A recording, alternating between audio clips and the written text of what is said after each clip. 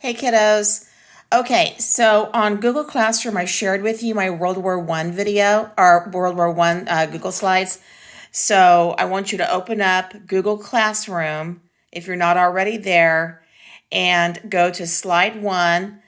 There's a intro slide that says World War One. Then I want you to go to the next slide, slide two. That's what we're going to talk about first here. Okay, so remember the last time I was at school before, and let's just call it the unfortunate incident occurred.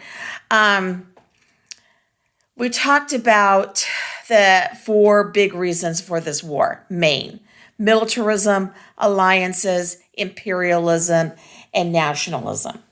And we know the spark was the assassination of the Archduke and his lovely wife, Sophie, because Serbia would like to have a unified Slavic country, which they're going to get after the war. So this war starts between Austria-Hungary and Serbia. Germany did not start the war, but Germany is going to get the blame for it. And we'll talk about that as we go along. So Germany, because they're friends with Austria-Hungary, said, we got you. We got you on this. Whatever you need, blank check. And then the Russians, because they're Slavic brethren with the Serbs, said, we got your back. But I gotta say, the Russians had no business being in this war. They were a hot mess anyway. Without even having to get involved in this war, the Russians were a hot mess. And we're going to talk about the Russian Revolution as we go along. Hopefully, as the wheels of bureaucracy turn very slowly, I will be back before the Russian Revolution time comes. So France, because they had an alliance with Russia, then had to get involved. It's just like science got involved in the English or the social studies English war because of their alliance with math, entangling. We talked about that last time I saw you. Now, Great Britain does not really want to get involved. They're kind of like, we don't really want to do this. We're going to hang out on our island and not do this. But then the Germans decided to march through Belgium to get to France. And that's called the Schlieffen Plan, named after General Alfred Schlieffen. So the Germans thought, lickety-split, we're going to go into France. We're going to, end it there. We're going to then hightail it to Russia, take care of them, and then we'll be done. It did not work out that way. When the Germans got into France, they were greeted by the French and the British.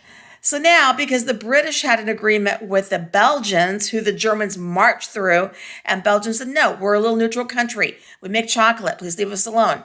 The Germans said, nope, no way. We're marching through. Here we come. And so then the British had to get involved.